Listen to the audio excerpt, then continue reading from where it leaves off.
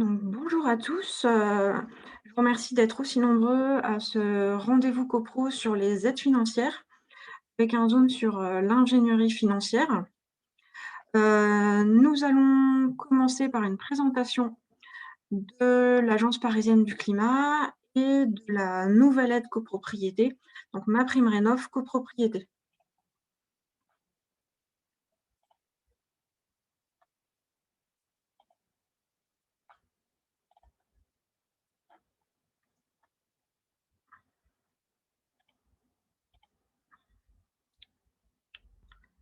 Alors, pardon, hop,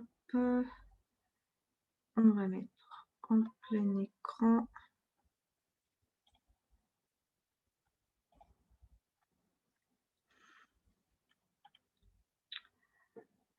Voilà, donc comme précisé, donc vous n'avez pas, de vidéo de votre côté, ni micro et donc vos questions sont à poser dans l'onglet «Questions» que vous trouverez en bas de votre écran, quand vous descendez la souris. Donc ça s'appelle Q et R.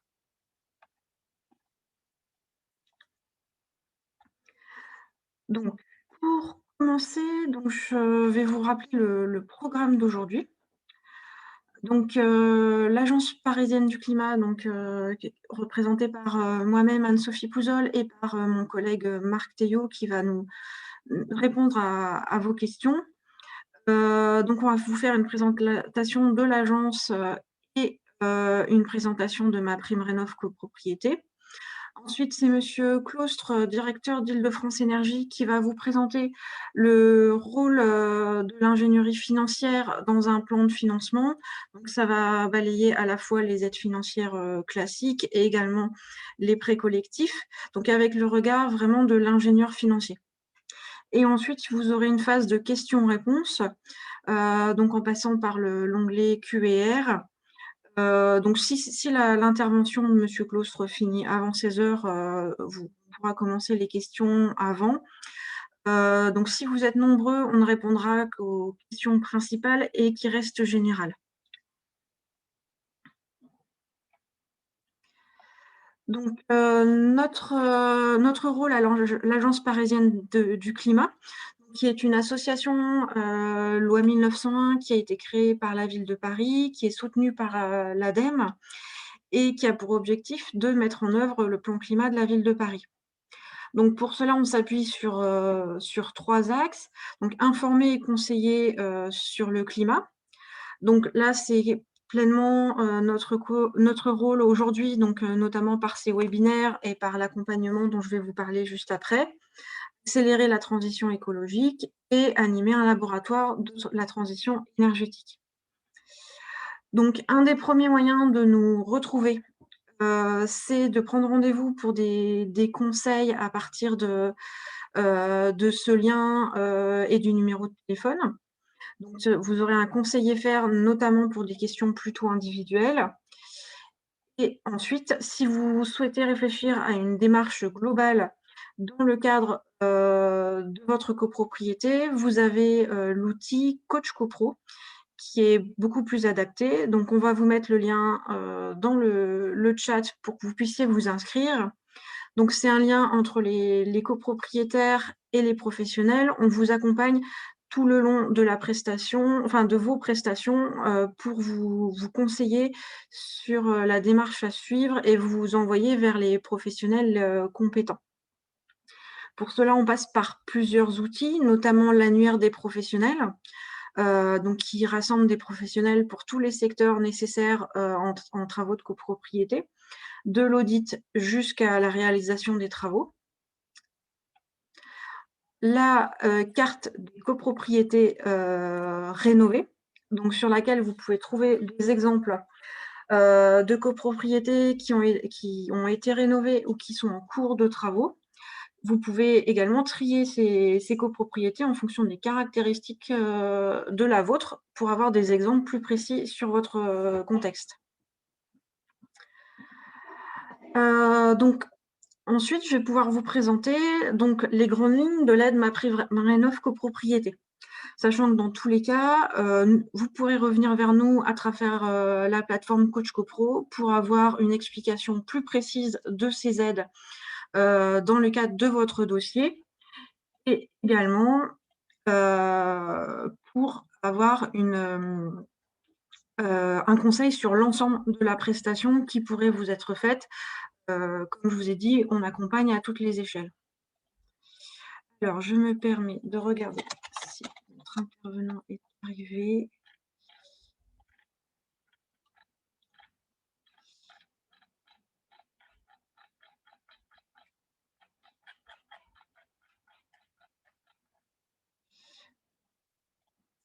Alors, donc cette aide MaPrimeRénov' copropriété, c'est une aide, donc qui a été créée à la fin de l'année 2020.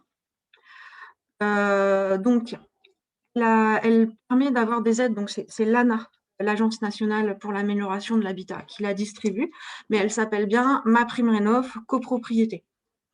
C'est une aide qui est versée au syndicat des copropriétaires.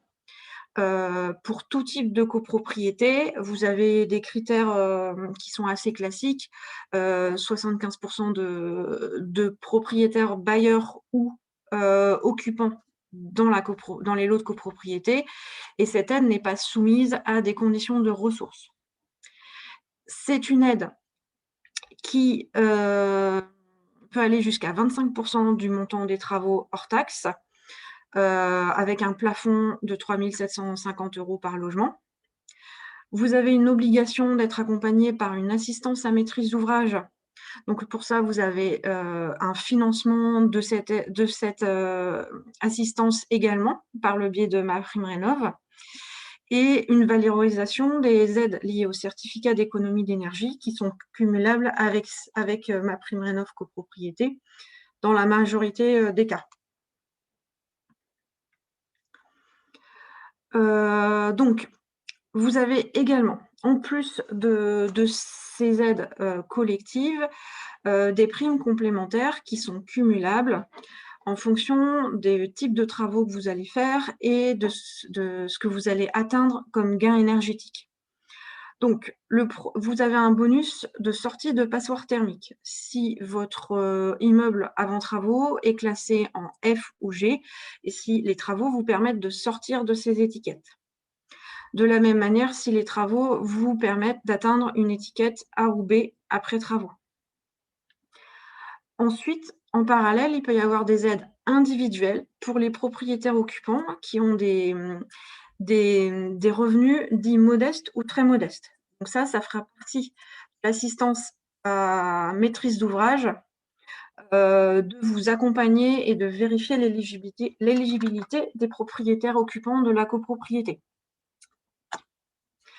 Vous avez également un dispositif pour les copropriétés fragiles ou en difficulté, un peu spécifique, dont on pourra parler, en fonction de votre dossier, précisément, lors d'un conseil. Donc là, vous avez une prime, de 3 000 € par logement. Donc ce PowerPoint qui vous sera envoyé, vous présente là, sur cette page, une synthèse des aides disponibles. Donc sachant qu'elles sont, ces aides sont cumulables. Donc passons aux conditions d'éligibilité. Donc le logement doit être construit depuis plus de 15 ans. Donc comme je vous ai dit, il faut que 75 des lots d'habitation soient des résidences principales, donc par un propriétaire occupant ou en location en résidence principale, et être immatriculé au registre national d'immatriculation des copropriétés, ce qui est aujourd'hui obligatoire.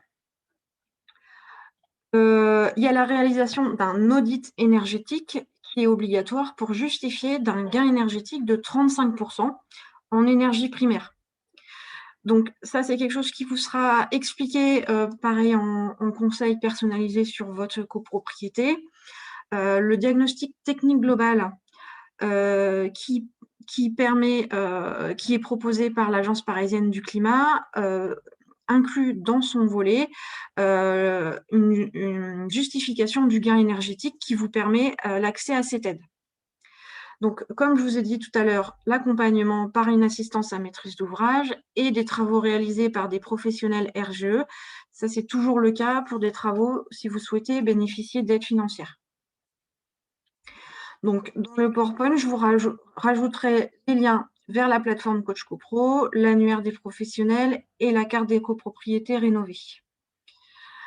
Et vous aurez aussi les prochains événements et notamment le prochain rendez-vous CoPro du 31 mars sur les aides financières, là, le deuxième volet avec l'AMO. Voilà, je vais couper le partage. Alors, est-ce que Monsieur Claustre a pu venir?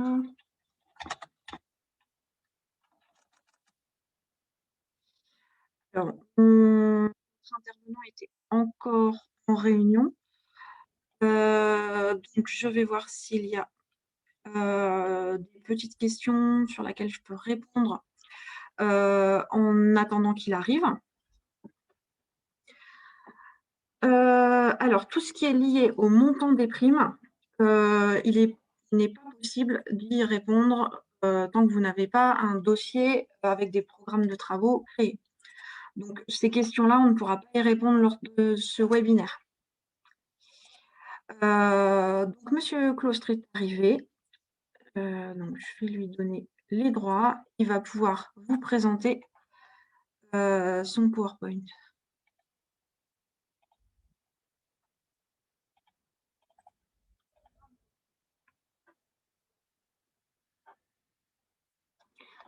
Monsieur Claustre, vous m'entendez?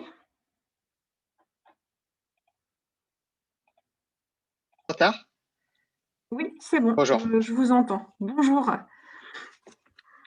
Je vous laisse partager Alors, votre un petit PowerPoint instant. et le lancer quand vous êtes prêt. Ok. Bon, d'abord, avant tout, mes excuses pour ce retard. Petite erreur d'agenda de ma part. Je vais donc prendre un petit moment pour vous présenter à la fois les aides, les nouvelles aides financières, pour ceux qui ne les connaissaient pas, les aides financières tout court, pour ceux qui les connaissaient, les aides financières tout court pour ceux qui ne connaissaient pas les anciens dispositifs, mais tout a été revu récemment et ça vaut le coup qu'on connaisse ou non de tout reprendre à zéro. L'avantage, c'est que c'est plutôt plus simple à présent que ça ne l'était jusqu'ici. Et puis, j'en profiterai pour parler un petit peu de ce qu'on appelle l'ingénierie financière, l'accompagnement, c'est-à-dire ce que peut faire un AMO, donc un assistant à maître d'ouvrage, quelqu'un qui est là pour vous accompagner, pour mettre en œuvre votre projet de rénovation énergétique en copropriété. Je vais, je pense, commencer par présenter ma société. Donc, moi, je travaille pour une société qui est un petit peu originale, qui s'appelle Île-de-France Énergie. Elle est originale parce qu'elle ne fait que de la rénovation énergétique en copropriété, mais surtout parce que c'est une entreprise publique, c'est-à-dire qu'elle appartient à la région Île-de-France, majoritairement, même si elle intervient pour un bénéficiaire privé qui est, que sont les copropriétés. Je vais lancer le PowerPoint.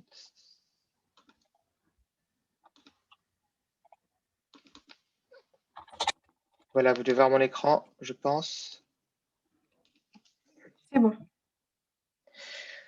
Donc voilà, Raphaël Claus, je dirige Île-de-France Énergie, qui est opérateur de transition énergétique pour la région Île-de-France, comme je le disais, qui travaille uniquement pour des copropriétés et uniquement en rénovation énergétique. Alors, quand on dit uniquement en rénovation énergétique, ça veut dire qu'on intervient sur tous les éléments architecturaux et tous les équipements du bâtiment. Donc, ça va très au-delà de l'énergie. Mais notre but, c'est de faire des économies d'énergie systématiquement, tout en améliorant à la fois l'état du bien, son apparence et son confort. Pour ça que c'est important de rappeler qu'on ne fait pas des rénovations énergétiques uniquement pour les économies d'énergie, mais pour tout le reste. Sur les aspects financiers, il y a un aspect qu'il faut absolument pas négliger, même s'il est très difficile à quantifier. C'est pas une aide financière en tant que telle, mais elle est systématiquement prise en compte, c'est l'augmentation de la valeur des biens. C'est-à-dire qu'un appartement, un bien immobilier en logement collectif, en copropriété, a une valeur qui est déterminée par le lieu, la taille et la qualité du confort, etc. Et les notaires qui enregistrent toutes les ventes en France peuvent mesurer l'impact de l'étiquette énergie, donc du diagnostic de performance énergétique sur la valeur des biens, puisqu'ils connaissent tout sur les ventes, sur les transactions qui ont lieu en France, à la fois la valeur, le lieu, la surface, etc. Eh bien, ils peuvent regarder l'impact de l'étiquette énergie, toutes choses égales par ailleurs. Et ils constatent, par exemple, qu'en petite couronne francilienne, on a 12% d'écart de valeur entre les biens dans les meilleures et les moins bonnes classes énergétiques. Donc, c'est souvent, pas toujours, mais c'est souvent un déterminant assez important de l'aspect de la motivation financière. En termes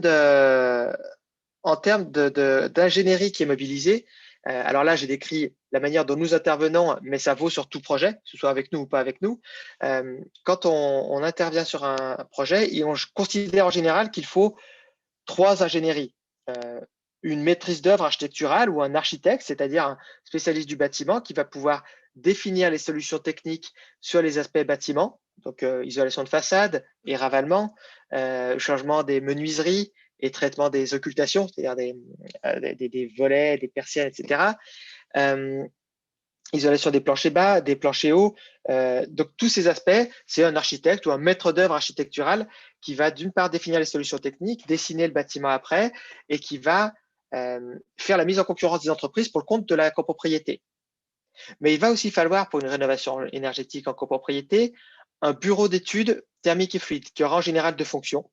D'une part, de faire ce travail de maîtrise d'œuvre sur les aspects système, c'est-à-dire la ventilation et le chauffage, mais aussi de faire des études thermiques, des simulations. C'est-à-dire que l'ingénieur thermique va dessiner votre bâtiment sur son logiciel, va dessiner ses caractéristiques pour essayer de déterminer sa consommation d'énergie avant et après la rénovation. Donc, pour vous aider, d'une part, à estimer combien d'euros d'énergie vous allez, pardon, d'économie d'énergie vous allez faire, à la fois en euros et en kilowattheures.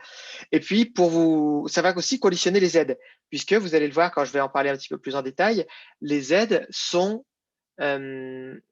dimensionnées, dépendent du niveau d'économie d'énergie du programme de travaux que vous réalisez. Troisième ingénierie, troisième expertise dont on considère qu'elle est requise sur un projet de rénovation énergétique en copropriété, ce qu'on appelle l'ingénierie financière. L'ingénierie financière, je vais revenir un petit peu dessus, ça peut couvrir plusieurs aspects, mais cette ingénierie financière, elle va vous aider à concevoir financièrement votre projet comme vous le concevez techniquement. Et elle va vous aider aussi à bien réfléchir et pas penser uniquement en montant la quote-part, mais montant de la quote-part, tenant compte des subventions, tenant compte des solutions de prêt qui peuvent être mises en place, etc. Donc, le côté maîtrise d'œuvre, je l'ai déjà décrit, je ne vais pas aller plus loin là-dessus. Et je vais passer plutôt sur le côté ingénierie financière pour parler à la fois des aides et des solutions d'ingénierie financière. D'abord, une rénovation en copropriété, on va commencer par la traiter comme un tout. On ne va pas tout de suite raisonner à l'échelle du copropriétaire, mais d'abord du syndicat de copropriétaires et regarder le coût global de tout le projet, des travaux et puis de ce qu'on appelle les coûts induits, de la maîtrise d'œuvre, du syndic, etc. Tout ce projet a un montant, un coût. Et bien de ce coût, sur ce montant, sur cette dépense, vont venir des aides collectives. Une aide collective, c'est une aide qui bénéficie au syndicat de copropriétaires. Si elle bénéficie au syndicat de copropriétaires, ça veut dire que tout le monde peut en bénéficier, indépendamment du niveau de revenu, puisque le syndicat, lui, il est aveugle sur le niveau de revenu des ménages, indépendamment du statut d'occupation, est-ce que vous êtes propriétaire occupant ou propriétaire bailleur, et même, dans une moindre mesure, indépendamment de la nature du propriétaire, est-ce que c'est un lot commercial ou un lot d'habitation. Vous verrez qu'il y a quand même une limitation à ce dernier point. Donc, les aides collectives aujourd'hui sont de loin majoritaires. Pour l'essentiel, les aides en copropriété sont des aides qui vont au syndicat de copropriétaires. Donc, contrairement à ce qu'on a beaucoup entendu ces dernières années, moi j'entendais beaucoup de gens dire « mais moi, j'ai pas droit aux aides. Les aides, c'est pour les ménages à revenus modestes. » Aujourd'hui, les aides, c'est pour tout le monde. C'est pour le syndicat et donc, c'est pour chacun proportionnellement à ses tantièmes. Je décrirai un petit peu après l'aide MaPrimeRénov' copropriété, qui est la principale aide aujourd'hui du dispositif de l'État pour inciter à faire des rénovations énergétiques. Je dirais un mot des certificats d'économie d'énergie, en particulier ce qu'on appelle le coup de pouce. Les aides territoriales, qui sont des aides qui peuvent être apportées par les collectivités. La ville de Paris ou le territoire Paris-Ouest La Défense, et je ne vais pas tous les citer, il y en a beaucoup, peuvent proposer des aides à l'accompagnement, à l'audit, aux travaux. Je ne vais pas les lister puisqu'elles dépendent du lieu où on se trouve et que là, je préfère faire une présentation généraliste et pas adaptée à chaque territoire. Il va s'ajouter des aides individuelles, c'est-à-dire des aides qui dépendent du ménage lui-même, du copropriétaire. Ces aides, pour l'essentiel, ce sont des bonifications individuelles de MaPrimeRénov' copropriété. Donc, cette aide que j'ai décrite comme la principale aide en copropriété, MaPrimeRénov' copropriété, va au syndicat de copropriétaires. Mais si certains copropriétaires sont sous certains plafonds de revenus, elle va être légèrement augmentée de manière à ce que le syndic distribue un peu plus à ces ménages qui ont des revenus dits modestes ou très modestes. Ces aides individuelles peuvent exister aussi à l'échelle locale. Certains territoires, certaines collectivités vont donner des aides plus ou moins élevées aux ménages selon leur niveau de revenu. Là encore, puisque c'est différencié sur les territoires, je ne vais pas le détailler. Enfin, un petit point qui me semble intéressant à préciser, les bailleurs qui souvent se pensent exclus des systèmes d'aide aujourd'hui ont tout intérêt à rénover parce qu'à la fois ils ont droit aux aides collectives pour les raisons que j'ai expliquées. Une aide collective va au syndicat et donc à tout le monde proportionnellement à ses tantièmes indépendamment de sa situation, mais aussi parce que les propriétaires bailleurs ont droit à des dispositifs fiscaux qui sont avantageux, qui leur permettent de réduire leur imposition. Et ça peut être important quand vous sollicitez une ingénierie financière de vérifier qu'ils vous aident sur ces aspects spécifiques aux bailleurs. Malgré toutes ces aides, il va évidemment y avoir un reste à charge. Les aides ne vont pas prendre en charge la totalité des travaux. Ce reste à charge peut être payé, par exemple, par le fonds travaux. Alors, pour être franc, le fonds travaux, nous, on encourage plus souvent à l'utiliser pour payer les études en amont. D'abord parce qu'il est rarement d'un montant très élevé, donc il permet rarement de faire des études de travaux importantes, de contribuer au financement des travaux de manière importante, alors qu'à l'inverse, au moment des études, eh bien, il peut être assez élevé par rapport au montant des études qui sont évidemment bien plus faibles que le montant des travaux. En plus, les copropriétaires sont souvent hésitants au moment de financer des études, ils hésitent souvent à s'engager. Le fait de le payer avec le fonds de travaux peut faciliter pas mal de choses. Les copropriétaires peuvent mobiliser leur épargne, évidemment, et elles peuvent mobiliser des prêts personnels qu'elles peuvent aller contracter, qui peuvent aller contracter eux-mêmes, les copropriétaires. Mais ce que je présenterai après, ce sont les prêts collectifs, c'est-à-dire le fait que des copropriétaires puissent aller mobiliser un prêt pour la copropriété dans son ensemble. Et vous verrez que même si c'est la copropriété qui en bénéficie, chaque copropriétaire n'y participe que dans les proportions qu'il souhaite et peuvent ne pas y participer. Voilà pour les grandes lignes de ce qui va permettre de faire de l'ingénierie financière. Alors, qu'est-ce qu'on met dans l'ingénierie financière? Bon, la première chose, c'est la recherche de subventions. C'est le plus simple. La deuxième, ça va être ce qu'on appelle des simulations collectives, c'est-à-dire au moment où vous n'avez pas encore choisi exactement le programme de travaux que vous voulez faire. Vous êtes en train de faire un audit, par exemple, ou au début de la conception de votre programme de travaux, vous n'êtes pas certain de votre scénario, eh bien, vous allez demander à celui qui réalise votre audit ou votre conception de faire plusieurs scénarios, d'estimer combien coûte chacun de ces scénarios. Il y en a 1, 2, 3, exceptionnellement 4. Et ces différents scénarios, on va en estimer le coût. On va regarder quelles sont les subventions associées. On va regarder ce que ça donne une fois qu'on enlève les subventions et qu'on transforme ça en un prêt. Donc, si par exemple, il y a un programme de travaux à 20 000 euros, j'invente évidemment le montant, et qu'il y a 5 000 euros de subvention, il ne faut surtout pas s'arrêter à la quote-part de 20 000. J'ai pris un montant élevé, évidemment, pour montrer ce que ça peut changer de faire de l'ingénierie financière, 20 000. Mais s'il y a 6 000 de subventions, il n'y a plus que 14 000 de quote-part restant à financer. Et s'il n'y a plus que 14 000, on peut transformer ça en un prêt qui fera peut-être, alors j'ai pas le montant en tête, 90 euros par mois. Et si ensuite il y a 32 euros d'économie d'énergie, eh bien en fait le copropriétaire n'aura finalement que 58 euros une fois qu'on a enlevé les aides, qu'on a mis en place un prêt, qu'on a enlevé les économies d'énergie, il n'aura plus que 58 euros à faire d'efforts par mois, ce qui n'a rien à voir avec la grosse enveloppe de 20 000 euros dont j'ai parlé au début. Donc, c'est apporter des solutions de financement qui permettent de comparer des scénarios de travaux et qui vont montrer que finalement, des fois, des scénarios de travaux très complets vont être plus intéressants que des scénarios de travaux un peu légers où on fait juste un ravalement sans isoler. Euh, parce qu'il y a plus de subventions, parce qu'on peut avoir droit à un éco-prêt à taux zéro, et puis aussi parce que dans un scénario très complet, on va mettre plein de choses qui étaient à faire de toute façon. Par exemple, quand on met les menuiseries dans les programmes de travaux, les fenêtres, bon, bah forcément, ça fait monter l'enveloppe de travaux de changer les fenêtres. Mais changer des fenêtres qui ont 55 ans, c'est quelque chose qui de toute façon allait devoir être fait maintenant ou dans 7 ans, mais ça allait devoir être fait à relativement court terme. Donc, c'est histoire de comparer plusieurs scénarios de travaux en tenant compte de toutes les solutions financières. Donc, c'est ça les simulations collectives, c'est sur des logements types, un T2, un T4, un T5, montrer les grandes tendances de la quote-part, mais surtout du remboursement de prêts, des subventions et de l'effort mensuel qui en résulte. Et c'est un outil qui va avoir pour objectif de vous aider à choisir le scénario de travaux qui vous convient à vous en tant que copropriété. Et puis ensuite, une fois que vous approchez du moment du vote de travaux, eh bien, vont être réalisées des simulations individuelles.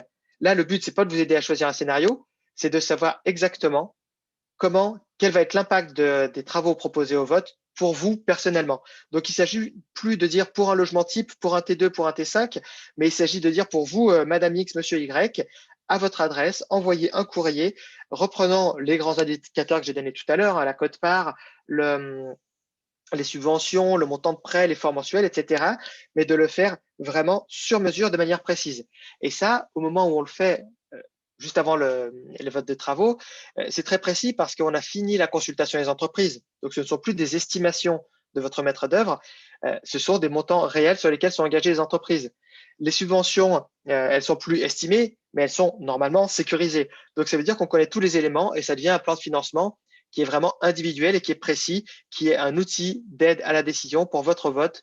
Le but, c'est que tout le monde vote idéalement oui sur un programme de travaux qui a demandé beaucoup de temps de travail, éventuellement non si la personne n'en veut pas, mais en tout cas que ce soit vraiment un vote éclairé et pas un vote de type oulala, c'est des gros travaux, je ne sais pas trop ce que ça va donner pour moi, je préfère voter non.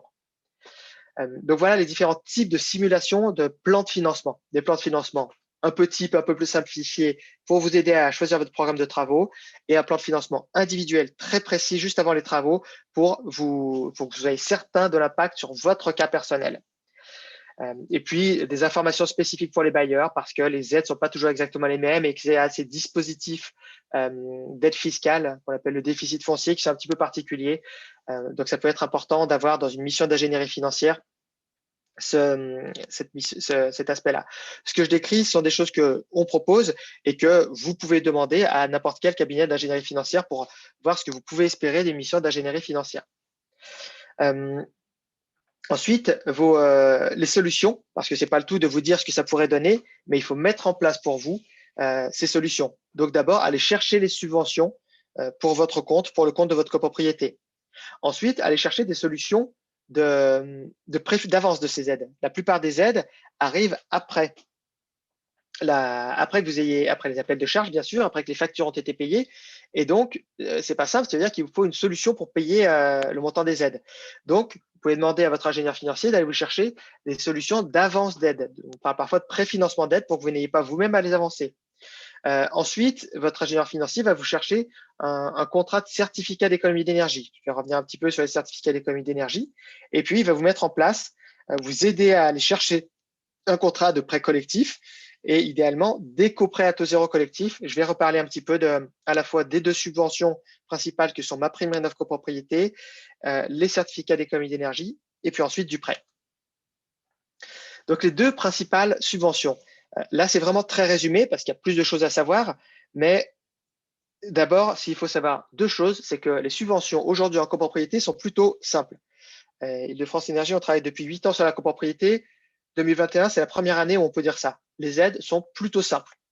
Je n'ai pas dit très simple, ça a encore sa complexité, mais elles sont relativement simples. Et ensuite, plus elles sont cohérentes, elles vous encouragent à aller vers de la rénovation globale. Il n'y a presque plus d'aide pour des petits programmes de rénovation du type je fais juste l'isolation de mes combles ou je fais juste une isolation de mes planchers bas.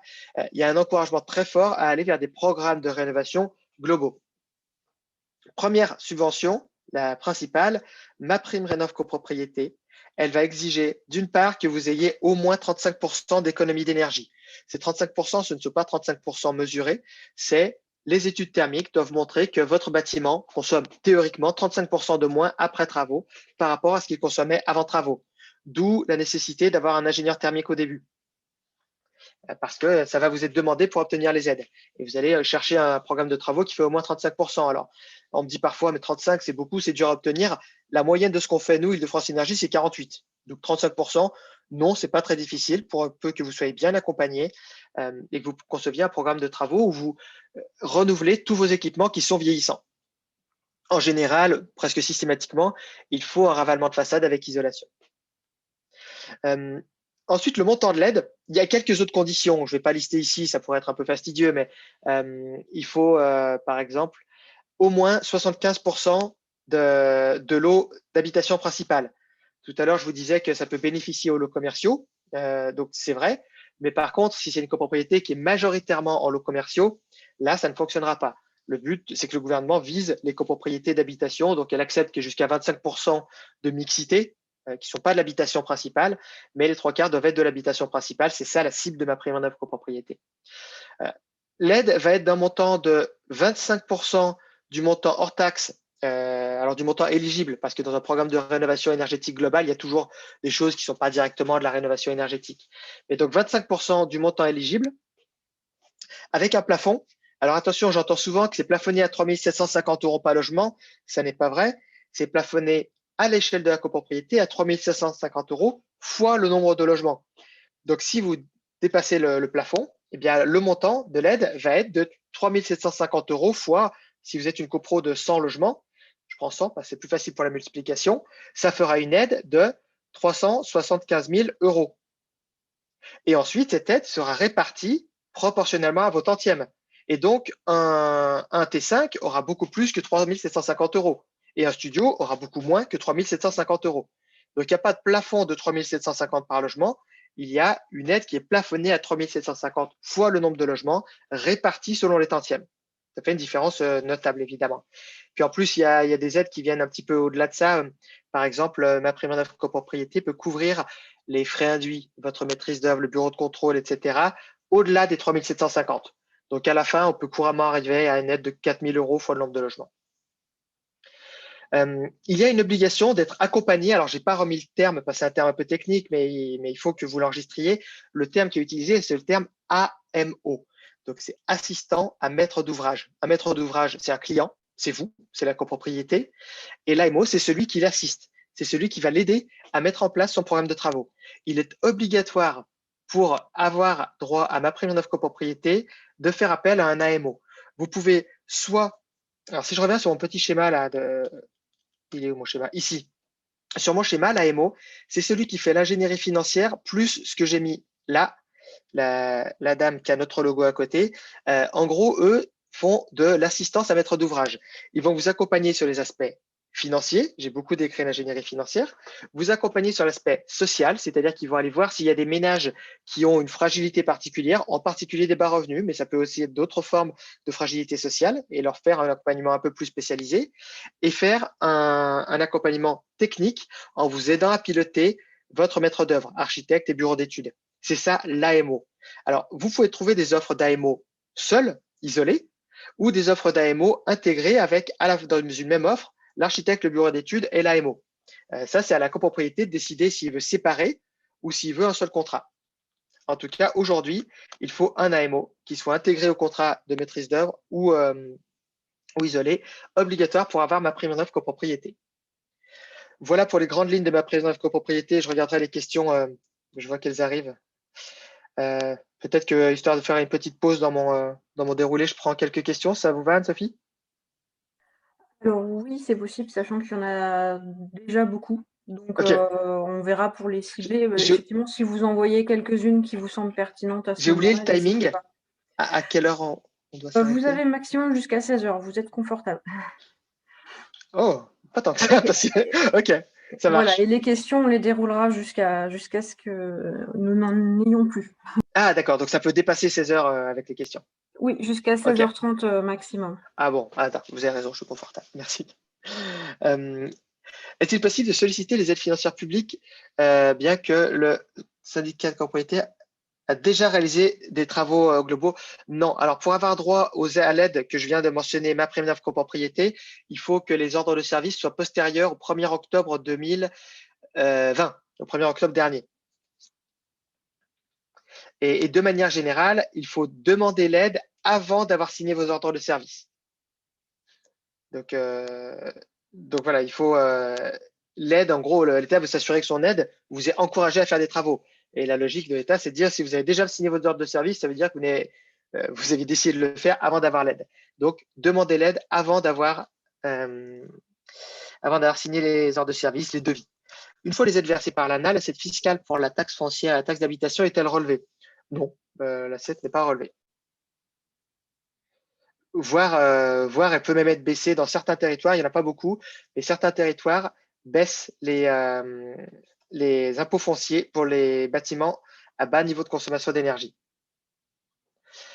Euh, J'avais entendu dire que le fonds de travaux doit être utilisé uniquement pour les travaux et non les études.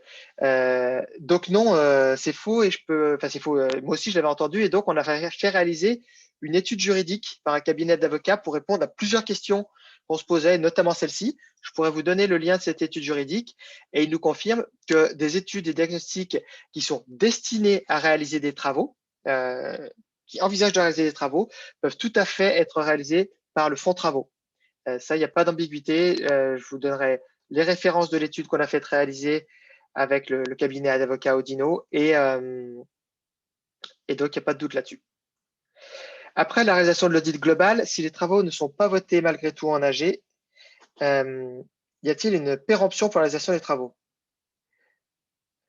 Alors, l'audit global, il n'y a pas de péremption pour la réalisation des travaux. Chaque copropriété fait ce qu'elle veut. L'audit lui-même risque de se périmer dans le temps, risque d'être de moins en moins à jour. Parce que quelles vont être les informations dans l'audit? Il y aura l'état des différentes parties de votre bâtiment, mais cet état des différentes parties du bâtiment va évoluer. 10 ans après, des parties qui étaient en bon état et qui n'avaient pas besoin d'être renouvelées à court terme peuvent être devenues vieillissantes, voire demander un changement pressé, urgent. L'audit global va avoir fait un peu d'ingénierie financière, vous avoir calculé des aides. Malheureusement, en 10 ans, il y a de grandes chances pour qu'elles soient totalement périmées, les aides. On est plutôt sur des cycles de 2 ans sur les aides. Donc l'audit, plus vous attendez, plus il va être périmé, c'est-à-dire qu'il va être moins valable. De même pour l'estimation du montant des travaux.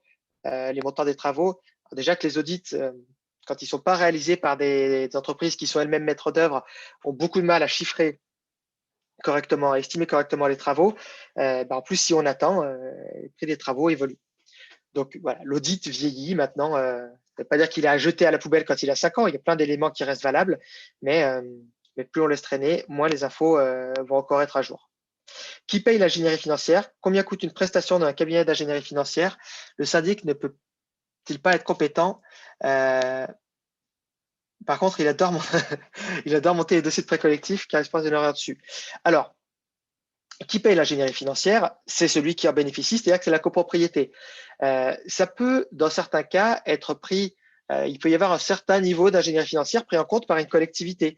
À Paris, il y a, alors en ce moment c'est un peu en pause, mais à un certain moment, il y a une opération qui s'appelle Éco-Rénovons, où une partie de l'ingénierie financière est assurée payée par la collectivité, est assurée par des opérateurs qui travaillent au nom de la ville de Paris. Mais pour avoir la prestation complète que j'ai décrite, celle-ci, il faut l'acheter. Et puis, aujourd'hui, on va de moins en moins faire de l'ingénierie financière seule et on va de plus en plus faire ce que j'ai appelé AMO, l'assistance à maître d'ouvrage, parce qu'elle est exigée pour avoir droit aux aides importantes, à MaPrimeRénov' copropriété notamment. Donc, de plus en plus, vous allez aller vers une AMO qui inclut une grosse mission d'ingénierie financière et puis un peu d'accompagnement technique et financier selon votre demande et votre besoin. Et cette mission, combien elle coûte? Sur la partie avant travaux, je pense qu'on va être entre, là je dis pas l'ingénierie financière, mais toute la MO, donc un peu plus que la seule ingénierie financière, on sera sans doute entre 100 et 200 euros par logement. Donc voilà, entre 80 et 200 euros par logement. Sachant que la majorité de ça, c'est l'ingénierie financière et qu'une minorité de ça, c'est l'accompagnement technique et social. Et ensuite, pour le montage du prêt, le syndic, bien sûr qu'il peut être compétent, mais il ne faut pas oublier que le syndic, il a beaucoup de fonctions et beaucoup de missions. Et qu'à un moment, il ne peut pas être expert de tout. Il est expert à la gestion des copropriétés, mais quand on va sur des projets techniques pointus, il a souvent besoin de se faire accompagner. Et un bon syndic sait exactement ce qu'il sait faire et quand il a besoin de se faire accompagner, que la copro se fasse accompagner par un AMO. De toute façon, la mission d'AMO que j'ai décrite, elle peut être réalisée par un AMO seul, elle peut être réalisée par le maître d'œuvre s'il est compétent, elle ne peut en aucun cas être réalisée, cette mission d'AMO, ni par les entreprises de travaux, ni par le syndic.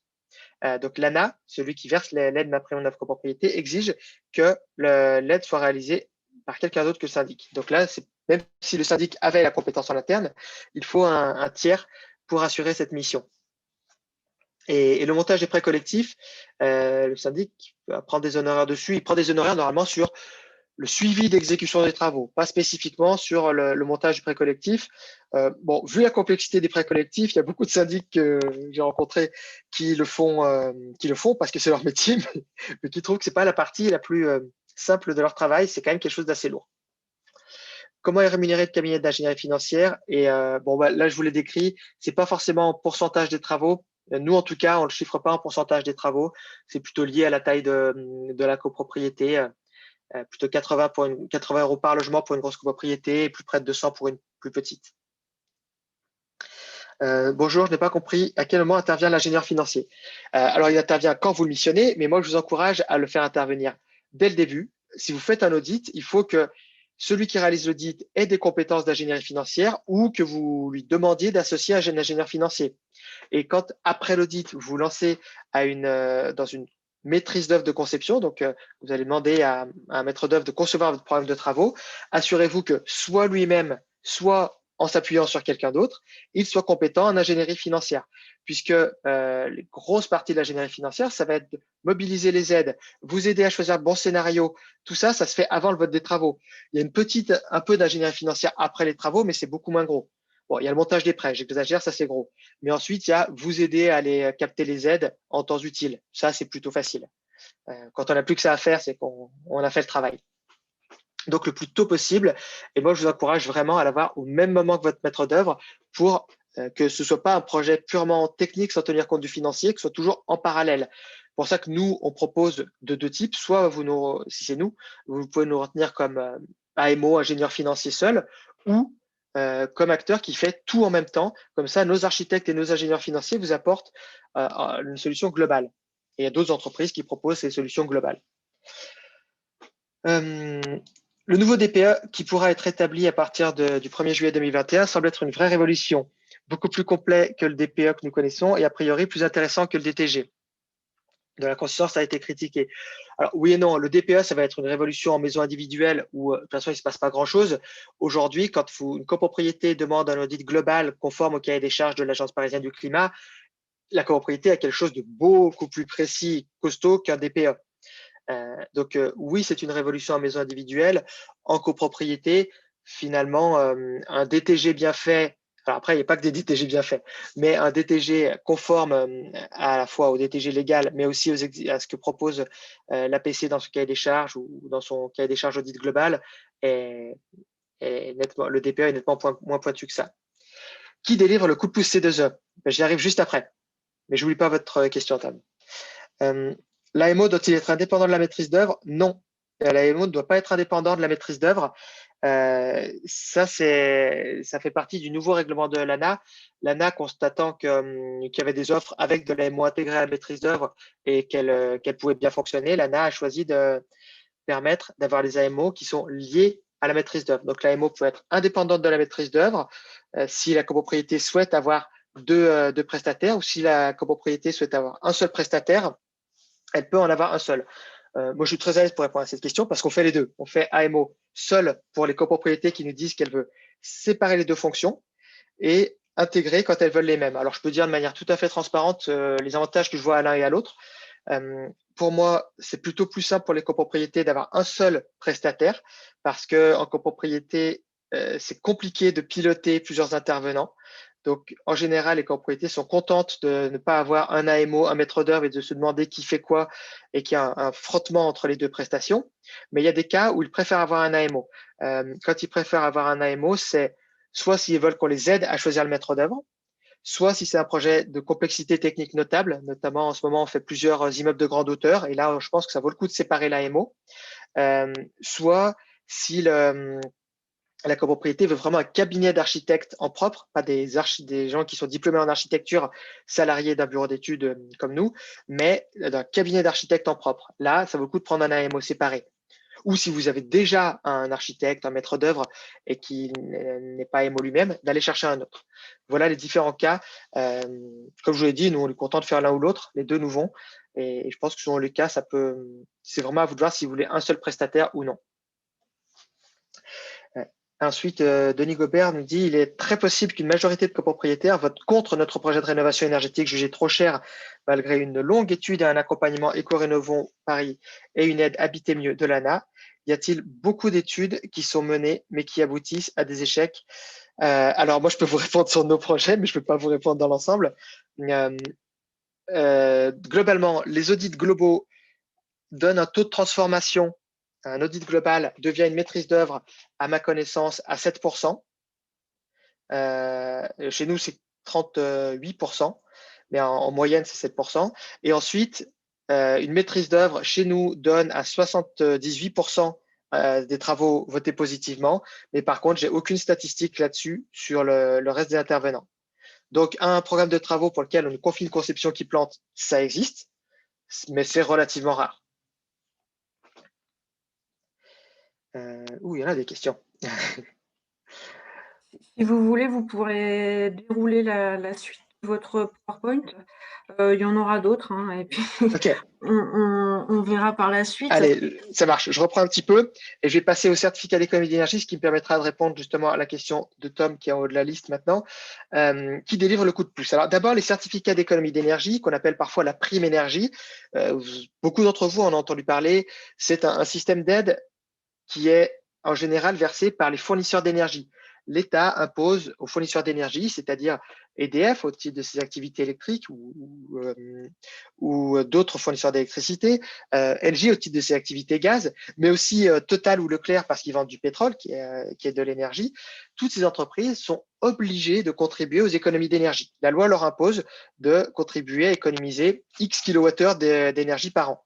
Et pour ça, ils ne le font pas tout seuls, ils vont aider des maîtres d'ouvrage, donc des particuliers pour leur logement en copropriété, leur logement individuel, ou des industriels ou des agriculteurs, peu importe, tout acteur, ils vont les aider à mettre en œuvre des économies d'énergie et vont pour cela leur verser de l'argent. Donc, les certificats d'économie d'énergie, c'est ça, c'est une somme d'argent qui est versée aux copropriétaires, dans notre cas, pour réaliser des économies d'énergie. Ça peut bénéficier à n'importe quelle forme d'économie d'énergie, du programme de travaux le plus lourd qui transforme tout votre bâtiment à la plus petite isolation d'un petit bout de tuyau. Vous avez sûrement été contacté pour du calorifugage de vos réseaux de chauffage ou d'eau chaude parce que ça se fait un peu moins, mais pendant un moment, ils étaient faits en gratuit parce que les certificats d'économie d'énergie permettaient d'en couvrir la totalité. Simplement, l'État s'est aperçu qu'en faisant des petits bouts de travaux ici, du calorifugage là, un bout d'isolation de comble ici, on fait du bricolage. On ne fait pas beaucoup d'économies d'énergie. On n'aide pas les immeubles à baisser leurs factures. On n'aide pas les immeubles à bien être entretenus et avoir une vision globale de l'entretien du parc. Donc, globalement, l'État s'est dit, il vaut bien mieux essayer d'encourager les gens à faire des rénovations globales. C'est-à-dire, je regarde tout mon bâtiment, je regarde tout ce qui mérite d'être amélioré et j'améliore et je fais tout ce qui me semble en valoir le coup. Évidemment que je ne change pas ma chaudière si elle est récente ou que je ne vais pas faire mon ravalement un ravalement avec isolation s'il a été fait il y a 3 ans. Mais tout ce qui mérite d'être changé à court ou moyen terme, je le fais. C'est vers ça que nous encouragent les dispositifs publics. Eh bien, les certificats d'économie d'énergie aujourd'hui sont bonifiés, sont plus élevés si vous faites une rénovation qui permet au moins 35% d'économie d'énergie. Et ce qui est très bien là-dedans, c'est d'une part que votre subvention est plus élevée que quand vous faites des petites rénovations ici ou là, mais aussi parce que ce 35%, vous avez constaté que c'est le même que le 35% pour ma prime rénov. Donc, il y a une cohérence des dispositifs publics aujourd'hui. En gros, il faut aller chercher au moins 35% d'économie d'énergie. Après, on peut très souvent aller chercher plus. Il ne faut surtout pas s'arrêter à 35 si on a de bonnes raisons d'aller au-delà. Mais aujourd'hui, il faut vraiment essayer d'aller chercher des programmes à au moins 35%. Qui vous verse ce coup de pouce? Eh bien, ça peut être soit, je l'ai dit, des fournisseurs d'énergie. Alors, j'ai cité EDF, Total et Engie, pas par proximité particulière avec ces entreprises, mais c'est les 3 plus grosses. Mais ça peut être des petites, je sais pas moi, qui s'appellent Enercop ou je sais pas quel petit fournisseur d'énergie ou de gaz. Ça peut aussi être nous, parce qu'en tant que société publique, on a le droit de verser, nous, directement les certificats d'économie d'énergie. Et comme vous l'aurez compris, notre but, c'est de simplifier le plus possible la rénovation énergétique en vous évitant d'avoir 15 intervenants. Eh bien, on vous verse directement les certificats d'économie d'énergie. Le coup de pouce, on a été le premier à avoir le droit à avoir signé la charte, à avoir le droit de le distribuer depuis le 1er octobre dernier. On constate aujourd'hui qu'on est entre 1 500 et 2 500 euros de primes par logement pour un programme de travaux global. Et c'est même plutôt plus si les logements vont vers des énergies renouvelables, dit autrement, s'ils sont au réseau de chaleur. Soit s'ils se raccordent à un réseau de chaleur dans le cadre du programme de travaux, soit s'ils étaient déjà raccordés. Là, on est en train de faire des calculs où on est couramment à 3 000 euros par logement sur des copropriétés qui sont en réseau de chaleur. Alors attention, les certificats d'économie d'énergie, ce coup de pouce, il est proportionnel aux économies d'énergie que vous faites. Donc c'est au moins 35%, sinon c'est pas du coup de pouce. Mais après, si vous faites, plus vous faites et plus vous avez de coups de pouce ces 2 ans. J'espère que c'est à peu près clair pour cette partie. Puis je vais dire un petit mot peut-être sur les prêts. Alors là, je décris notre prêt à Île-de-France Énergie. Il y a pour les prêts collectifs, parce que je ne veux pas décrire les prêts individuels consommation. Les prêts consommation, vous savez ce que c'est. Vous allez voir votre banque, vous demandez un prêt, elle vous l'accorde, elle vous l'accorde pas, elle vous propose un taux. Alors sur un prêt conso, on tourne sur des taux de 4% à 10 ans. Hein. Mais il est possible d'avoir des prêts. Ce que je vais décrire, c'est les prêts collectifs. D'abord, la généralité, il y a 3 sociétés en France qui ont le droit de proposer des prêts collectifs aux copropriétés. 2 banques, dont une qui domine le marché assez largement, qui s'appelle Caisse d'épargne Île-de-France. Alors, contrairement à ce que son nom indique, elle ne fait pas que l'Île-de-France. La Caisse d'épargne Île-de-France propose du prêt collectif en copropriété sur toute la France. Et son prêt collectif, qui est en fait la reprise des activités du crédit foncier qui était le principal acteur sur ce marché, maintenant c'est la Caisse d'épargne le principal acteur, eh bien elle propose une offre assez globale de prêt collectif à adhésion individuelle, avec aussi des solutions d'avance d'aide. Ensuite, il y a une société qui est un peu moins connue qui s'appelle Domo Finance, qui propose des prêts collectifs en copropriété également. Et il y a nous, Île-de-France Énergie, qui ne sommes pas une banque, mais qui avons le droit de proposer des prêts collectifs en copropriété pour les travaux que nous avons conçus, soit où nous avons été AMO, soit maître d'œuvre. Ce que je vais dire maintenant n'engage que nous, Île-de-France Énergie, que moi, mais la plupart de ce que je vais dire est plus ou moins valable pour les autres banques. Simplement, donner des informations sur des produits bancaires, c'est quelque chose de très encadré. Donc voilà, sachez que je décris ce que Île-de-France Énergie propose, mais que pour beaucoup, c'est valable pour ce que propose Caisse d'épargne Île-de-France et Domo Finance, les autres prêteurs. Donc, les prêts collectifs sont des prêts collectifs à adhésion individuelle qui sont encadrés par la loi. C'est la loi 65 sur la copropriété qui définit comment ça fonctionne. Ils sont votés en assemblée générale, en général au moment de l'assemblée générale de vote de travaux. Et chaque copropriétaire va décider ou non d'y participer. Chacun peut y participer soit pour la totalité de sa quote-part de travaux, pour tout financer, parce que cette personne n'a pas d'épargne ou qu'elle ne souhaite pas y toucher, soit pour une petite partie une partie de sa quote-part. Hein, la personne a 1 000 euros sur son compte courant, bah, elle peut demander sa quote-part moins 1 000 euros. Et sinon, on peut ne pas participer du tout à l'emprunt collectif. Les copropriétaires peuvent dire, bah, moi, je ne veux pas avoir à voir avec cet emprunt. Et dans ce cas-là, elles ne sont pas concernées. Elles n'empruntent pas et aucun copropriétaire ne peut être mis en danger, inquiété du fait d'un mauvais payeur dans la copropriété. Si un copropriétaire ne rembourse pas correctement son emprunt collectif, sa quote-part d'emprunt collectif, alors il y a obligatoirement une caution solidaire, c'est-à-dire une forme d'assurance qui va se substituer à ce mauvais payeur et rembourser la copropriété, ensuite négocier avec le mauvais payeur pour se faire rembourser. Donc, il n'y a aucun risque collectif sur cet emprunt collectif. Et le grand avantage, alors d'abord, c'est que c'est plutôt plus simple à monter que 50 prêts si vous êtes 50 dans la copropriété, mais c'est aussi que pour notre part, je pense que c'est plus ou moins valable pour les autres, nous, on a 0 critère d'âge. Une personne de 92 ans qui vient demander un prêt de 15 ans pourra y avoir accès. Il n'y a pas non plus de critères d'état de santé. En aucun cas, on fait un questionnaire médical ou quoi que ce soit de ce type. Et il n'y a pas non plus d'analyse de la capacité de remboursement jusqu'à 21 000 euros. Jusqu'à 21 000 euros empruntés, on va regarder si la personne paye correctement ses charges de copropriété. Donc là-dessus, c'est important d'être vigilant. Alors, l'avantage, c'est comme nous, on accompagne les copropriétés longtemps avant le vote des travaux, on peut répéter 1 an, 2 ans avant, soyez à jour de vos charges, soyez à jour de vos charges au moment de l'emprunt. C'est important en général en copropriété, c'est encore plus important quand un emprunt se prépare. Et évidemment, en aucun cas, des prêts à des personnes qui sont en situation, ce qu'on appelle un interdit bancaire. Et puis, quand un copropriétaire va au-delà de 21 000 euros, eh bien, il n'y a toujours pas de critères d'âge ou d'état de santé, mais par contre, on va faire une analyse de la capacité de remboursement. Alors, cette analyse de la capacité de remboursement, c'est pas le basique 33% d'économie d'énergie, pardon, 33% de capacité pardon, je mélange. Aujourd'hui, quand on emprunte, en général, on n'a pas le droit de dépasser 33% de taux d'endettement.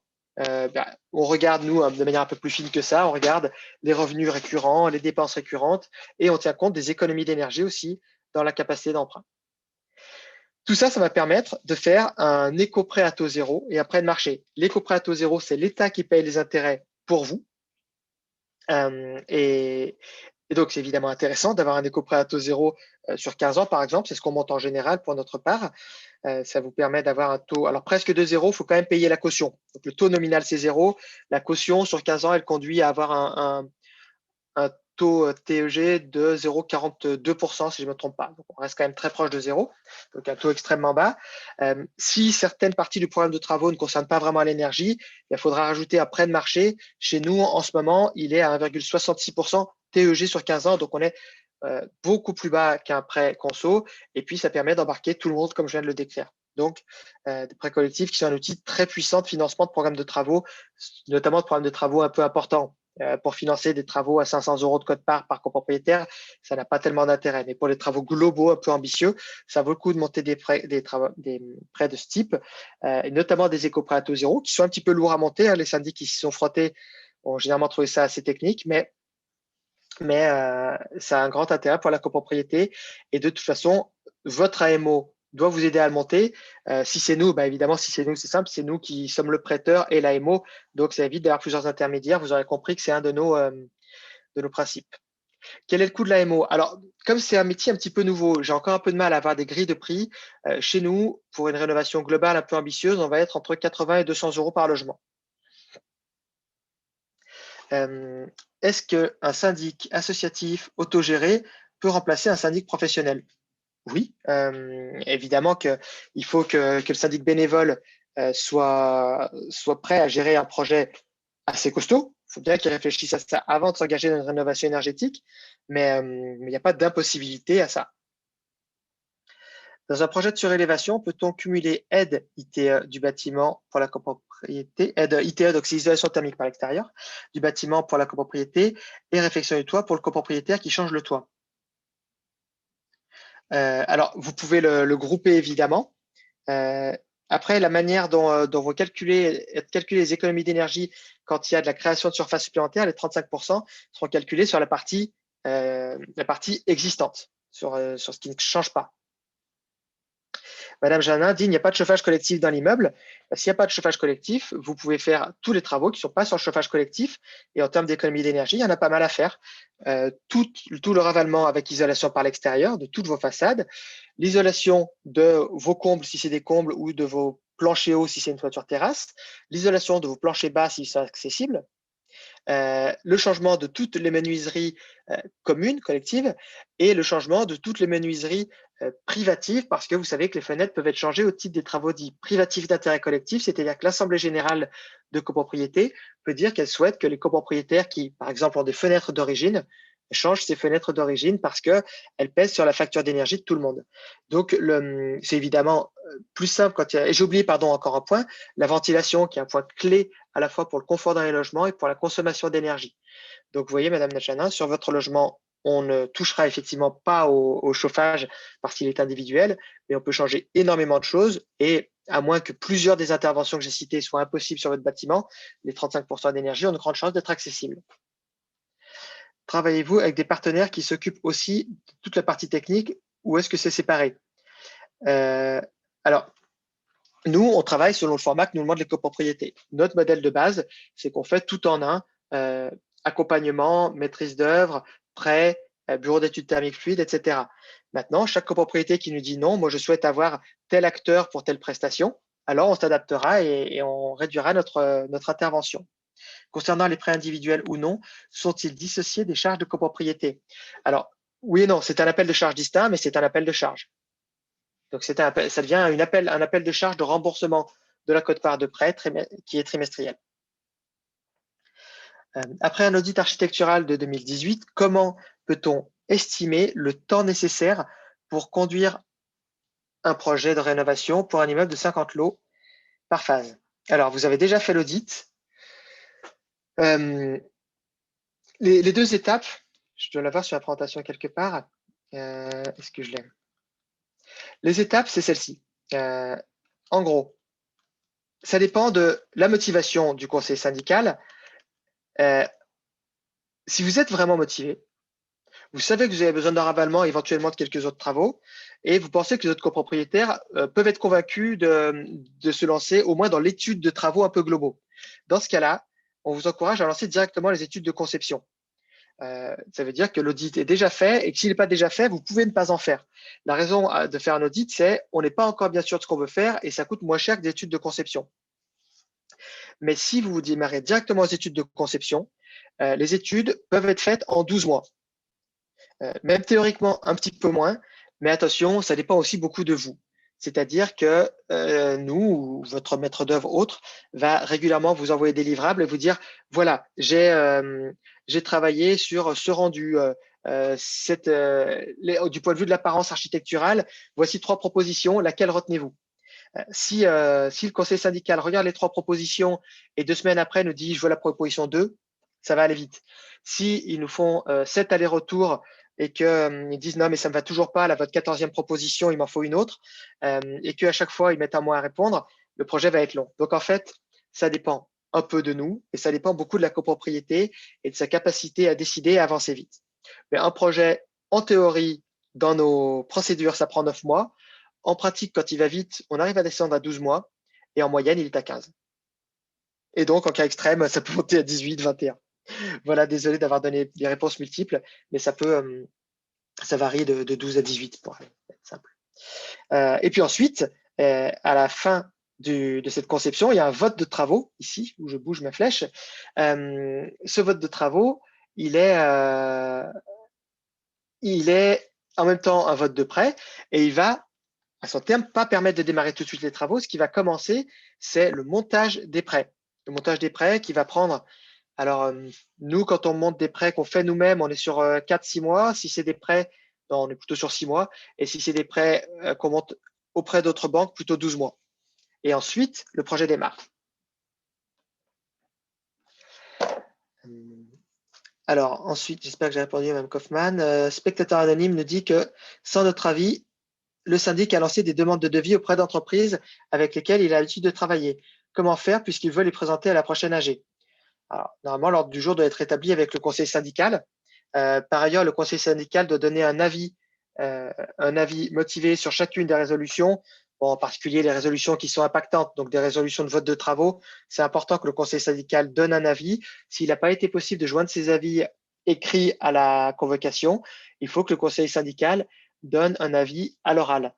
Et plus ce sera vraiment présenté comme un avis du conseil syndical de manière collégiale, plus ce sera fort. 4. La caisse d'épargne ne joue pas le jeu. C'est très difficile. Elle ne veut pas que ce soit seulement 30% des copropriétaires qui souscrivent. Elle demande que toute la copropriété s'engage et que le prêt ne s'applique qu'au-delà des subventions. Les copropriétaires ont dû prendre des prêts individuels dans un cadre collectif. Alors, j'en suis désolé. Bon, d'abord, quand c'est nous qui prêtons, c'est évidemment pas le cas. On exige qu'il y ait au moins 2 emprunteurs, évidemment, mais on n'a jamais demandé qu'au moins X% souscrivent. Un prêt collectif, par définition, on refuse un emprunteur. Ça, si c'est collectif, il faut être 2.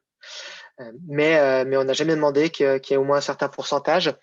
Et après, il faut essayer de voir avec la caisse d'épargne. Il faut voir si vous avez un AMO qui vous accompagne. ou votre espace vert, si vous êtes à Paris, l'Agence parisienne du climat peut-être. VA dit, si la copropriété est constituée de plusieurs bâtiments non homogènes, est-ce possible de faire un dossier de rénovation énergétique pour un bâtiment sans inclure le second bâtiment? Alors, je vous remercie parce que c'est un des points que j'aurais dû préciser et que je n'ai pas précisé pour simplifier.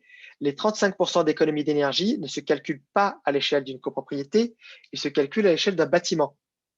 Parce que 35% d'économie d'énergie, dans les logiciels de simulation de dessin thermique, c'est des bâtiments qu'on dessine, c'est pas une personne morale copropriété, un groupe de bâtiments. Donc, ça veut dire que oui, clairement, et c'est même obligatoirement, s'il y a plusieurs bâtiments sur une copropriété et que certains atteignent 35% et d'autres non, eh bien, normalement, les bâtiments qui ne sont pas à 35% n'ont pas droit aux subventions.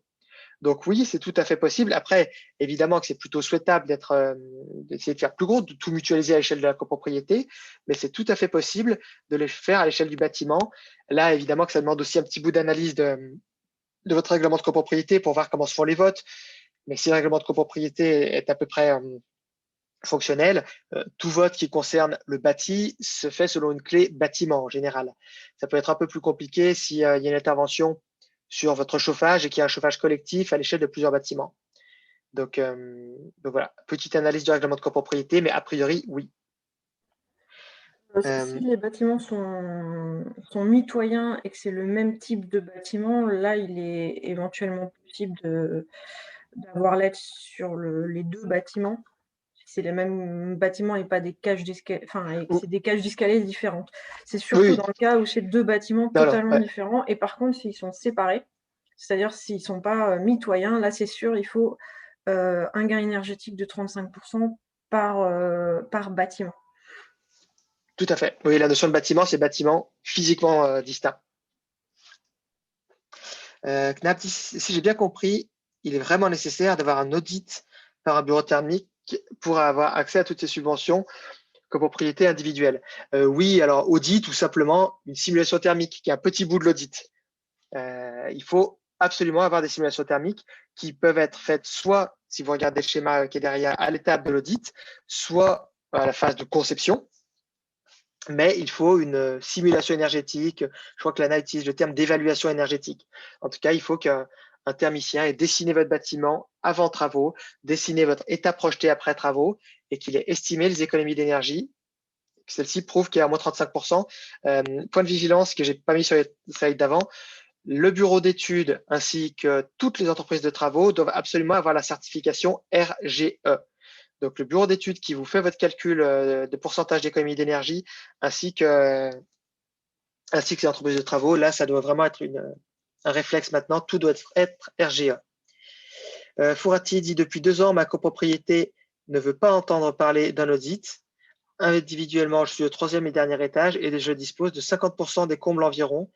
Est-ce qu'un travail d'économie d'énergie, de recyclage de l'eau, panneau photovoltaïque individuel est envisageable? Alors, bon, il faut regarder le règlement de copropriété, mais même si vous êtes au dernier étage, a priori, la toiture ne vous appartient pas et poser des panneaux photovoltaïques sans l'accord de la copropriété me paraît a priori difficile. Recyclage de l'eau, bon, poser un collecteur, ça me paraît peut-être pas tout à fait légal, mais enfin, ça me paraît assez mineur comme intervention. Et isolation des combles, en général, les combles appartiennent à la copropriété. Maintenant, si vous les isolez par en dessous, personne ne le verra ou vous le reprochera a priori. Et je rectifie ma question. Quelle aide peut-on avoir avec des copropriétaires avec moins de 75% de propriétaires occupants? Alors, dans ce cas-là, si on n'est pas à 75%, alors c'est pas propriétaire occupant le terme, c'est 75% de résidence principale. C'est-à-dire que si ce sont des propriétaires bailleurs, mais qu'on n'est pas sur une résidence secondaire, sur de la location à la peu d'Huez, donc en gros à Paris, en Ile-de-France, pardon, c'est la grande majorité des copropriétés, il n'y a pas de difficulté. Vous avez jouissance des combles. Ouais, après jouissance et possibilité de faire des travaux dessus, c'est un petit peu différent. Ça relève, à mon avis, plutôt de la propriété, mais et donc voilà, c'est 75% de l'eau utilisée en résidence principale. Je suis désolé si j'ai pas dit ça tout à l'heure, ce qui couvre quand même une très grande majorité des logements. Si vous n'êtes pas dans ce cas-là, 75% des lots utilisés comme résidence principale, il reste comme aide les certificats d'économie d'énergie. pas le coup de pouce, mais les certificats d'économie d'énergie, qui sont une aide pas négligeable. Et il devrait pouvoir y avoir une aide pour les propriétaires à bas revenus. Une aide qui s'appelle Habiter mieux sérénité, qui est réservée aux copropriétaires à bas revenus s'il y a 35% d'économie d'énergie, mais qui n'est pas mobilisable s'il y a ma prime neuf copropriété, qui reste a priori mobilisable dans les cas très particuliers où il n'y aurait pas ma prime neuf copropriété. Et ensuite, il y a une page de pub.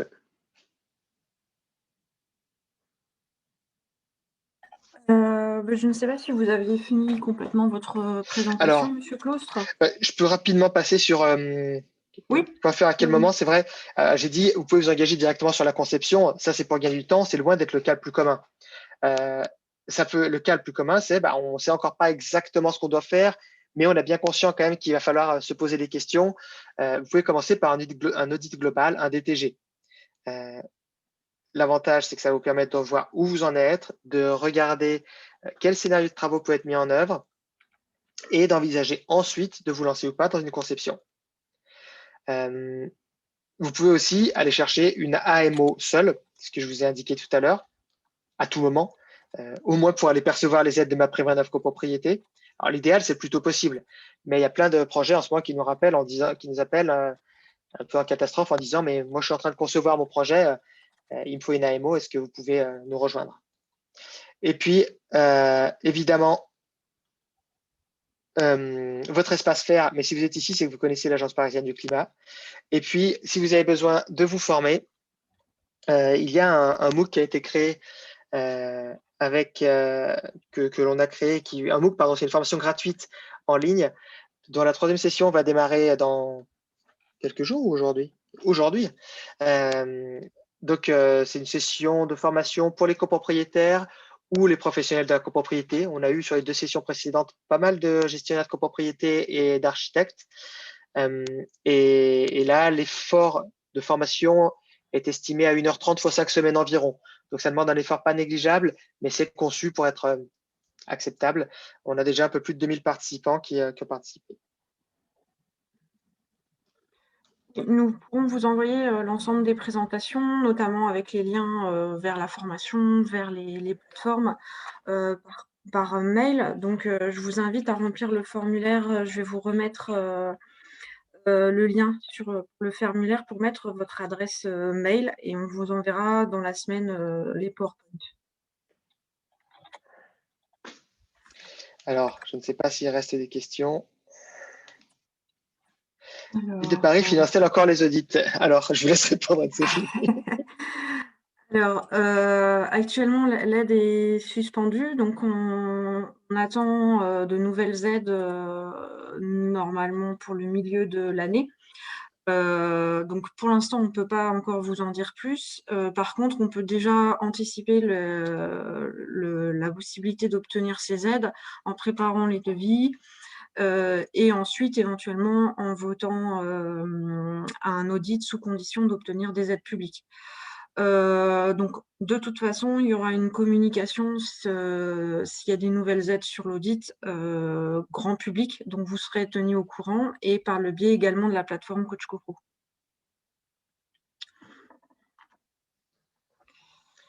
Alors, je ne sais pas si on a répondu à toutes les questions. Alors, n'hésitez pas, il reste encore 10 petites minutes si vous avez d'autres questions ou besoin d'un éclaircissement sur un sujet en particulier. Vraiment, si on doit résumer sur les aides, maintenant, c'est rechercher des rénovations globales qui visent au moins 35% d'économie d'énergie. Besoin de vous faire accompagner quand vous ne savez pas où vous en êtes. Vous commencez par votre espace faire. Donc vous trouverez les coordonnées en ligne. Et puis, si vous savez où vous en êtes, n'hésitez pas aussi vous pouvez vous faire accompagner par un prestataire ensuite, l'AMO ou maître d'œuvre. Et n'hésitez pas à utiliser les cahiers des charges type qu'a créé l'Agence parisienne du climat. Parce que quand une copropriété doit aller chercher une prestation, c'est pas forcément facile pour elle de définir la prestation qu'elle recherche et ces cahiers de charges type, à mon avis, peuvent beaucoup vous aider et ils sont conçus par l'Agence parisienne du climat, mais sont évidemment valables partout. Alors, nous avons quelques petites questions qui ont été ajoutées. Alors, Je vais le mettre le lien pour le MOOC. Ok, d'accord. Bah, Sophie mettra le lien. Sinon, Voilà, et il c'est vous vous cherchez MOOC sera, bâtiment durable. Y a-t-il un voilà. gain avec les panneaux solaires? Malheureusement, je ne peux pas vous faire une réponse binaire.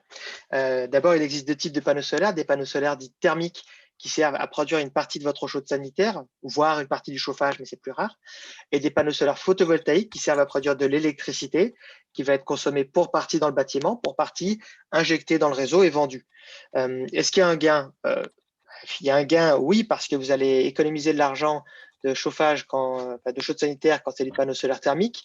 Vous allez gagner de l'argent quand c'est les panneaux solaires photovoltaïques. Maintenant, au bout de combien d'années vous allez rentabiliser votre investissement? C'est variable, ça dépend de l'ensoleillement où vous vous trouvez. Donc, c'est pas la même chose selon que vous êtes dans le sud ou dans le nord. Ça va dépendre du coût de l'installation. Est-ce qu'il est facile sur votre copropriété de faire une installation qui produit beaucoup? Plus l'installation est grande, plus elle va être rentable finalement, parce que le mètre carré installé va coûter moins cher sur une grande installation. Il faut donc regarder ce que vous pouvez mettre sur une grande toiture avec peu d'ombre, parce qu'il faut aussi faire attention à avoir peu, ce qu'on appelle des masques, c'est-à-dire des ombres portées. Ensuite, ça va être plutôt plus facile de mettre des surfaces importantes sur des toitures terrasses, mais c'est pas du tout impossible d'en mettre sur des toitures en pente. Toitures en pente, c'est nettement mieux si elles sont orientées au sud que si elles sont orientées est-ouest. Donc voilà, c'est très variable. Je ne peux pas vous faire de réponse binaire, mais ça vaut évidemment le coup de se poser la question si c'est un sujet qui vous intéresse. L'usufruitier a aussi les aides. Eh bien, c'est le syndicat de copropriétaires qui a les aides. Après, il faut voir à qui redistribue le syndic en général et redistribue à celui qui paye. Merci pour votre réponse. Alors, je ne sais plus laquelle. Qu'en est-il de l'utilisation des tuyaux qui ne sont pas faits gratuitement maintenant? Les calorifugage, il faut les intégrer à un programme de rénovation globale. Vous savez, nous, on les a jamais fait on les a toujours fait dans le cadre de rénovation globale, mais il n'était pas rare que sur un programme de travaux important à 1 million d'euros, il y avait une ligne 10 000 euros pour le calorifugage des réseaux et prime C2E qu'on versait 12 000. Donc, nous, on a plein de gens qui l'ont eu en prix négatif, le calorifugage des réseaux, mais intégré à un très gros programme de rénovation. Alors, sur le calorifugage des réseaux, depuis, il a été interdit enfin, il n'est pas possible d'obtenir les certificats d'économie d'énergie si votre chaudière n'a pas plus de 2 ans. Donc c'est souvent le cas, par exemple, si vous rénovez, enfin, si vous refaites entièrement la chaufferie, vous n'aurez pas l'aide C2E calorifugage parce que ce sera considéré comme du neuf et c'est des travaux obligatoires aujourd'hui. Mais ça, de toute façon, l'AMO a pleinement son rôle là puisqu'il va vous accompagner sur ce type de réponse. Alors, désolé, Rajdi, je voulais dire du point de vue des aides, mais je ne me souviens pas de la question précédente. Est-ce qu'une conversion fuel vers électrique dans une petite copro donne droit à ma prénov copro? Dès lors que vous remplissez le critère 35% d'économie d'énergie, oui, surtout en abandon de fuel, c'est toujours bien vu. Conversion vers électrique, je me permettrai quand même de vous alerter. Faites bien attention à ne pas déposer votre réseau d'eau chaude parce qu'il y a beaucoup de gens qui ont envie de revenir en arrière. Et faites attention parce que je ne suis pas sûr qu'en termes d'économie d'énergie, c'est calculé en énergie primaire. Donc, je ne suis pas sûr que vous arriviez à 35% d'économie d'énergie primaire en passant en électrique. C'est l'étude thermique qui dira ça. Mais si c'est seulement une conversion fuel vers électricité, vous n'y arriverez pas. Il faut un projet de rénovation global assez costaud pour peut-être y arriver. Et travaille-t-on avec Pouget Consultant? Oui, nous travaillons régulièrement avec Pouget Consultant.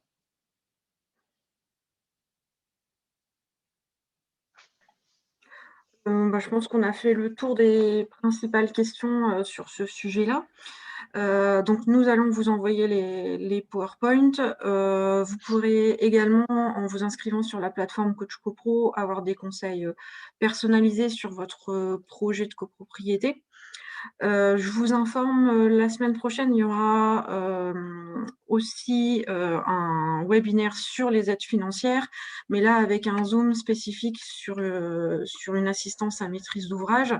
Donc ça vous donnera 2 points de vue différents sur cette étape, sachant que toutes les assistances à maîtrise d'ouvrage ne font pas les mêmes prestations d'ingénierie financière. Là-dessus, nous, on vous accompagne pour avoir ce type de nuances. Voilà, puis vous aurez les contacts, bien sûr, d'Île-de-France Énergie si vous souhaitez vous renseigner pour une prestation. Monsieur Claustre, est-ce que vous pouvez juste préciser si vous avez des critères, notamment pour accompagner des copropriétés? C'est une question qu'on a souvent. Je crois que c'est une question de coût, mais voilà, si vous en Ouais, avez merci. quelques-uns à nous préciser. Vous avez raison, merci. Bon, d'abord, uniquement en Île-de-France. Notre nom, on peut le laisser penser, mais nous appartenons à la région Île-de-France qui ne souhaite pas qu'on intervienne hors de la région. Ensuite, aujourd'hui, on intervient pour des copropriétés de taille moyenne à grande. Il n'y a pas de limite de taille en hauteur, mais on n'intervient pas pour les petites copropriétés. En général, on met un seuil à 50 logements. Ça peut se discuter un petit peu en dessous, mais une copropriété de 12 logements, notre intervention est en quelque sorte trop lourde pour des copropriétés de cette taille. Donc, souvent 50. Si vous n'êtes pas loin de 50 et très motivé, on peut en discuter, mais on ne peut pas être trop éloigné de 50. Voilà, donc là-dessus, nous, on a un annuaire des professionnels avec d'autres professionnels qui sont compétents, donc on pourra également vous en donner d'autres. L'idée, c'est d'avoir un accompagnement qui soit adapté à votre besoin. Effectivement, Île-de-France Énergie, pour les grosses copropriétés, est tout à fait adapté. Alors oui, pour revisionner le webinaire, il sera sur notre chaîne YouTube. Donc comme je vous ai dit, pour les petites copropriétés, vous l'aurez dans l'annuaire des professionnels, vous y aurez accès dans le cadre d'une inscription coach copro. Je pense qu'on va répondre à la dernière question. Faites-vous aussi l'assistance à l'IRVE, monsieur Claustre? Oui, alors pas toute seule. On peut intégrer l'IRVE, c'est-à-dire l'installation de bornes de recharge de véhicules électriques, dans le cadre d'une rénovation globale. On ne fera pas de traitement de l'IRVE. Dans le cadre d'une rénovation globale, on peut traiter tout ce qui sont vos attentes du moment en copropriété, y compris un petit peu de non énergétique, ça peut arriver. Mais par contre, l'IRVE seul, non. Oui, si vous avez des projets d'IRVE seuls, vous pouvez également revenir vers nous. Alors, ce sont les installations de réseau pour les véhicules électriques. Donc là, vous pouvez revenir vers nous. On est en train de mettre en place un certain nombre d'informations pour vous accompagner sur ces projets avec quelques entreprises qui font des diagnostics spécifiques pour ce sujet-là et également sur les aides financières. Voilà, donc je pense qu'on a répondu en tout cas à la majorité des questions que vous pouvez avoir, en tout cas les questions générales. Je vous remercie pour votre présence et les nombreuses questions. Merci monsieur Claustre pour la présentation et puis donc vous pouvez nous retrouver mercredi prochain à 15h pour la suite de ce webinaire. Nous allons en mettre en place encore d'autres jusqu'à la fin du premier semestre. Merci en tout cas et bonne fin de journée. Merci à vous. Au revoir. Au revoir.